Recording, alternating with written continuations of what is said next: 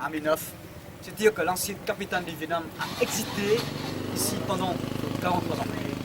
43 ans, c'est pas trop longtemps.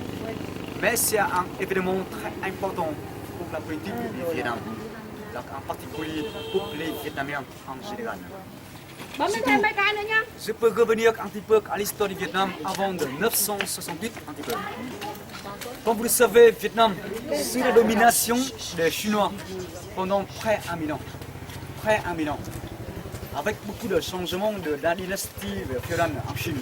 Mais dans la mentalité des Chinois, ils ont considéré Vietnam comme une province de Chine. Une province de la Chine. Tous les seigneurs du Vietnam, chaque année, ils ont présenté des offrandes aux empereurs de Chine, pour avoir la protection des empereurs chinois. Donc avant de 1968, Vietnam est séparé en 12 endroits. C'était le moment de la guerre civile. Chaque endroit est gouverné par un seigneur. Bien sûr, tous les 12 seigneurs vietnamiens, ils voulaient faire la réunification du pays. Donc ici, il y avait un personnage, il s'appelle Dinh. D-I-N-H. Là, cela, c'est le nom du roi. Mais son nom original, c'est Dinh. Dinh Bộ Linh. Il est né dans cette région. Donc il a fait se regrouper tous les paysans et les pêcheurs pour faire la résistance contre les autres du Vietnam. Il a bien profité tous les reliefs avec les chaînes de la montagne pour avoir des remparts naturels. Même les pêcheurs ici, ils étaient très forts avec les batailles dans la région inondée. Ils profitent des petites barques, comme tout à l'heure, pour faire la croisière, pour faire contre les seigneurs. Surtout, il a fait une caserne dans une inondée avec des herbes très hautes. Dans la journée, quand les autres seigneurs ils voulaient attaquer là-bas, c'est très difficile parce qu'à cause de la boue, il a trempé dans l'eau. Donc on ne peut pas avancer très vite.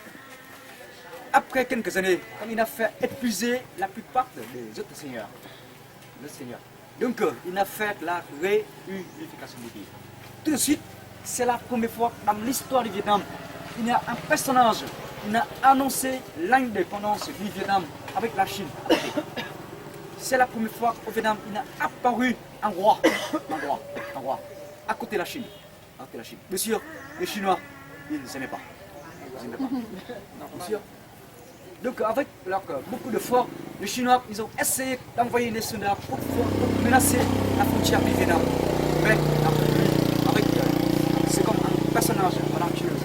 Il a fait battu contre les Chinois pour protéger la paix du Vietnam.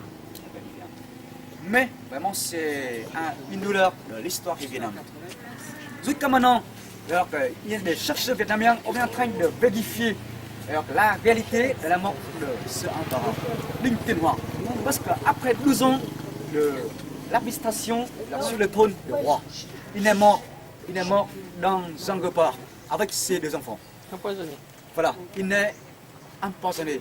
Maintenant, les Vietnamiens sont en train de vérifier la réalité de la mort de ce roi. On croit que c'est à cause de sa femme. Elle a demandé un mandarin à côté de ce empereur. Il a donné le poison dans le repas de son mari. Parce que à ce moment-là, Dinh, il a changé les idées. Surtout, il veut signer les accords avec les Chinois pour protéger sa famille. Mais sa femme, avec les caractères plus forts, elle n'aime pas, elle n'accepte pas la réalité comme ça. C'est pourquoi, après la mort de Dinh, tout de suite, les Chinois, ils ont menacé le Vietnam, encore une fois. Surtout, ils hésitent une bataille très connue dans la Belle Long. Comme j'ai raconté une fois dans les musées de l'histoire. Les Vietnamiens, ils ont profité de la marée de la Belle Long pour piquer le bois pointu dans l'eau. Donc pour empêcher l'invasion des Chinois à la Belle Long. Deuxième dynastie féodale, après l'époque de Dinh, c'est c'était un mandarin supérieur de cette dynastie. Lui, il a aidé aussi Dinh à faire la réunification du pays. Vraiment, c'est un mandarin talentueux. Après la bataille très connue à la Belle Long, il est devenu le deuxième roi du Vietnam. L'époque de Lê hésitait à l'ancien capitaine pendant 23 ans encore. 23 ans encore. Malheureusement, avec le père, très connu comme ça dans l'histoire du Vietnam, mais son enfant, c'est vraiment c'est différent. C'est un enfer. À 24 ans seulement, à cause de la vie, avec les loisirs, la nuit, la relation sexuelle avec les concubines, donc avec les distractions, comme tous les jours, il voulait voir le sang, la tuer, les mandarins, avec les personnes à côté, pour voir le sang comme ça. C'est comme une maladie dans sa tête. Donc, à 23 ans seulement, sa santé est épuisée. Il devait gouverner le Vietnam sur le lit.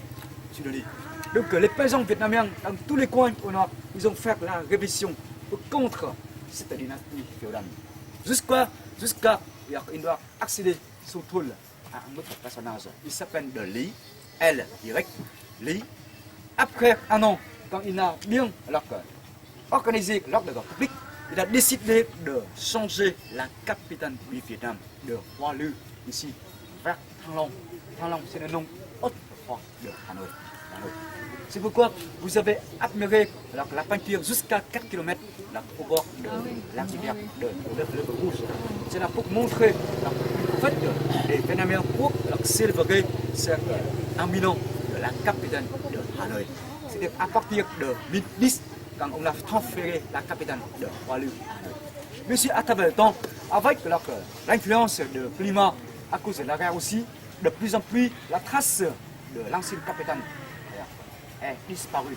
Maintenant, on peut admirer seulement le petit temple ici. On l'a construit à partir du 17e siècle pour faire le culte de la dynastie Vietnam, pour montrer aux autres générations vietnamiennes que ici c'est la première fois les Vietnamiens on a eu déjà l'indépendance à côté de la Chine. Donc tous les descendants vietnamiens, on doit remercier les ancêtres comme le roi ici. C'est la dynastie Donc maintenant, avec moi, on va visiter à l'intérieur de ce temple pour admirer cette statue de roi, de Linh et de Lê.